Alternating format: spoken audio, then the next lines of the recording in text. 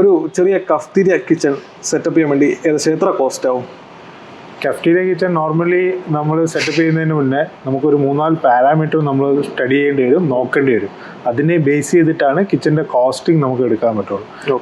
Normally നമ്മൾ kitchen cafeteria ആയാലും restaurant ആയാലും കിച്ചൺ സെറ്റപ്പ് ചെയ്യുന്നതിന് മുന്നേ നമുക്ക് അതിൻ്റെ മെനു കറക്റ്റായിട്ട് അവരെന്താണ് ആ കിച്ചണിൽ അല്ലെങ്കിൽ അവരുടെ കൺസെപ്റ്റിൽ ആ മെനു എന്താണ് അത് ഫസ്റ്റ് നമ്മൾ ഡിസൈഡ് ചെയ്യണം. ആ മെനുവിനെ ബേസ് ചെയ്തിട്ട് വേണം നമ്മൾ എക്യുപ്മെൻറ്റ് പ്ലേസ് ചെയ്യാൻ വേണ്ടി. പ്ലസ് നമ്മുടെ ഏരിയ, പ്ലസ് നമ്മുടെ നമ്പർ ഓഫ് പാക്സ്. ഇപ്പം നമ്മുടെ റെസ്റ്റോറൻറ്റിൽ ഇപ്പം 50 സീറ്റ്സ് ഉണ്ടാവും, 100 സീറ്റ്സ് ഉണ്ടാവും. അപ്പം എത്ര സീറ്റ്സ് ഉണ്ടാവും അതിനെ ബേസ് ചെയ്തിട്ട് നമ്മൾ അത്രയും പാക്കിൽ കപ്പാസിറ്റി കിച്ചണിൽ നമ്മൾ മെയിൻറ്റെയിൻ ആക്കണം. അപ്പോൾ അത് കൂടാതെ തന്നെ നമ്മൾ ദുബായ് മുനിസിപ്പാലിറ്റിയുടെ റൂൾസ് ഉണ്ടാവും, ആ റെഗുലേഷൻസ് ഉണ്ടാവും. പിന്നെ ഹസാപ്പിൻ്റെ റെഗുലേഷൻസ് ഉണ്ടാവും, ക്ലീനിങ്ങിൻ്റെ റെഗുലേഷൻസ് ഉണ്ടാവും. ഇതെല്ലാം ബേസ് ചെയ്തിട്ട് വേണം നമ്മൾ കിച്ചൺ ഡിസൈൻ ചെയ്യാൻ. വൺസ് കിച്ചൺ ഡിസൈൻ ചെയ്ത് കഴിഞ്ഞാൽ അപ്രോക്സിമേറ്റ് നമുക്കൊരു കോസ്റ്റിംഗ് നമുക്ക് അപ്പം തന്നെ നമുക്ക് കൊടുക്കാൻ പറ്റും.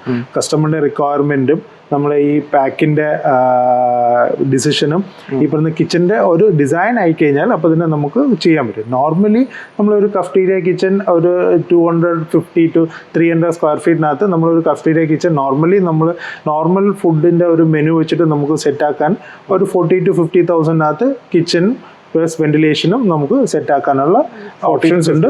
അത് ഡിപ്പെൻഡ്സ് അപ്പോൺ ദ എക്യുപ്മെന്റ്സ് നമുക്ക് ഹൈ റേഞ്ച് എക്യുപ്മെന്റ്സും സെലക്ട് ചെയ്യാം, നമുക്ക് കുറച്ച് മീഡിയം റേഞ്ച് എക്യുപ്മെന്റും സെലക്ട് ചെയ്യാം. ഡിപ്പെൻഡ്സ് അപ്പോൺ കസ്റ്റമറിന്റെ റിക്വയർമെന്റ് വെച്ചിട്ട് നമുക്ക് വലിയ രീതിയിലും സെറ്റ് ആക്കാം, ചെറിയ രീതിയിലും.